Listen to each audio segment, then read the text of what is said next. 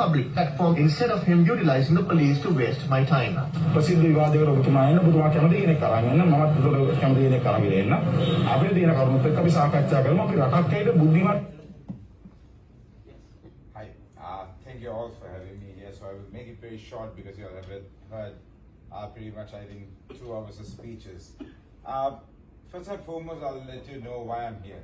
I'm actually in Geneva on behalf of one of my friends and colleagues who are in Parliament, who is having a rigorous imprisonment for contempt of court. But as you know, in Sri Lanka, the contempt of court is not really defined how it is going to be. And also, there have been International Parliamentarian Union decision adopted unanimously about his arrest. And also, we're here with 2 RFR applications, that's fundamental right applications of 2 senior officers who dealt with the East attacks. And if you go through that, I have all those documents. If anybody is interested here, you can have that. You will know exactly what has happened in the East attacks and which the government is underplaying. And also transgression justice for one of my colleagues who was in the cabinet. He's an MP now, and how things have turned out in Sri Lanka. Just like Alan said, it's going to overlap because everybody was talking about the PTA. Therefore, I will also move into my speech, which I will try to do it very quick as possible. So as you all know, it's 43 years ago, in 1979, in response to an increasing incidence of interracial violence, Sri Lanka passed the Prevention Terrorism Act. At that time, the law was being passed. It was proposed to only be a temporary law for a temporary problem. Rising incidents, ethnic-based criminal violences by armed groups against civilians and state, or what we call today terrorism. The PTA was presented to Parliament, debated and passed all in one day. The draconian measures were meant to adopt shock and away strategy. It would authorize the state to brute force and subjugate and control not only race-based violent criminals or terrorists, but to end the terrorism in Sri Lanka once and for all. The lawmakers at that time, people from my very own party, believed that this strategy would work.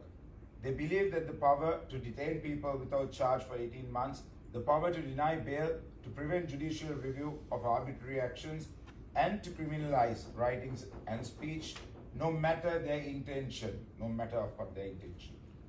We all necessary to cull and the threat of terror even before it began. The reality, of course, was starkly different. Did the PTA end terrorism in Sri Lanka? The answer is no. In fact, the history shows us the PTA worsened Sri Lankan terrorism and other problems. It stopped us from trying to understand crime.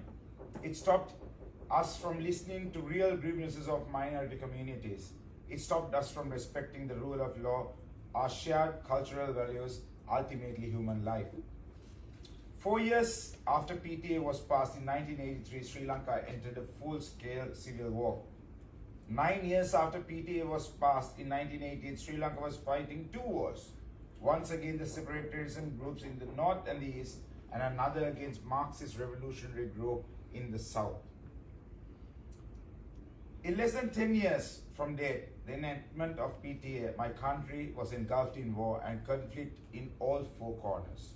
The PTA didn't solve any of it. In fact, it probably contributed to it all. Tens and thousands of Sri Lankans being arrested, tortured, disappeared, or killed by PTA.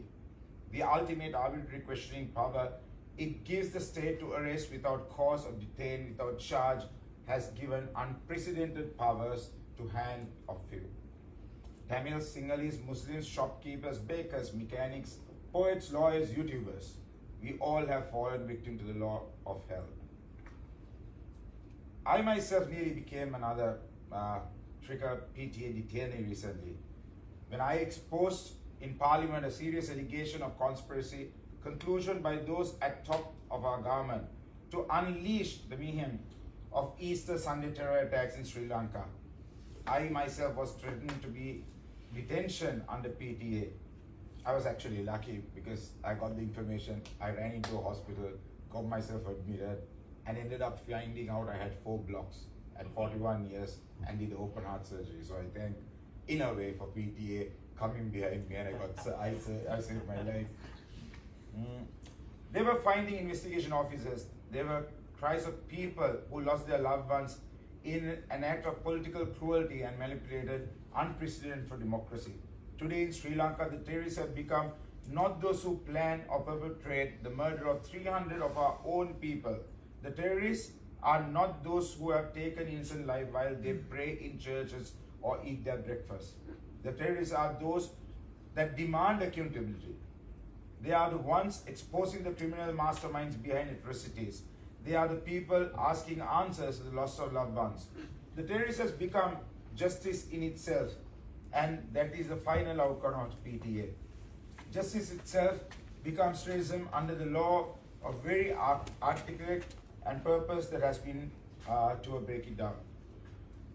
And that is why we must end these 4 decades of terror by repealing and replacing the PTA. Terrorism can be prevented by empowering institutions, making the police independent of political interferences, having judicial and civilian oversight over law enforcement, sharing intelligence, and most importantly, through listening to and addressing grievances of our own people. Excuse me. Terrorism is the outcome of the democratic deceit. Therefore, the solution of strengthening democracy, not further undermining it. Just a few weeks ago, Sri Lankan government proposed amendments to a PTA. These new proposals sadly leave us most abused provisions of the PTA very much intact. It will do little to give comfort to the millions of belongings of Sri Lankan ethnic religious minorities that have been overwhelming victims of the law. It will do very little to give comfort to Sri Lankan Christian community who are being threatened with detention for demanding justice of the Easter attacks. The new amendment still fails to define terrorism. It does not limit the powers given to the authorities to detain individuals without a cause, without immediate judicial oversight. It even forced to change the status of the confessions obtained by the police custody, even if those confessions were obtained under torture. This amendment is an attempt to whitewash Sri Lankan government of its failure to abide by its duties to its own people, to protect their constitutional rights, to guarantee them their freedom.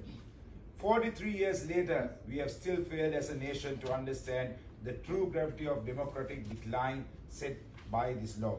Today, we have not only declined as a democracy, but we are on the verge of an economic collapse and a meltdown. Dismantling the independent institutions in 2020, which our government painstakingly started to rebuild from 2015 to 2019, has led to a political, social, economic catastrophe unprecedented in a modern history. Today, as I speak to you here in Geneva, my fellow countrymen are without electricity nearly for 8 hours. They are queuing up for hours to obtain fuel for their vehicles. They can't afford to even square 2 meals a day. Arbitraries, unaccountabilities, the impunity has seeped into every aspect of our lives. Today, it has seeped into our homes and to our stomachs.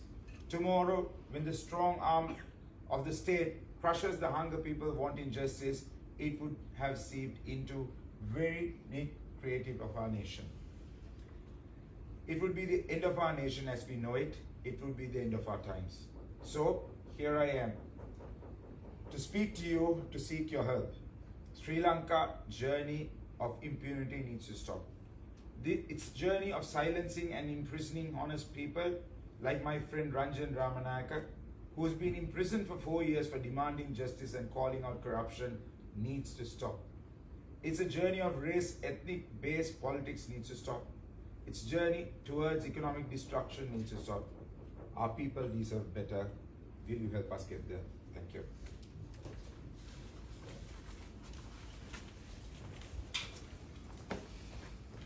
Thank you, Honorable Fernando. That was a very... You're watching the Lifetraveler channel.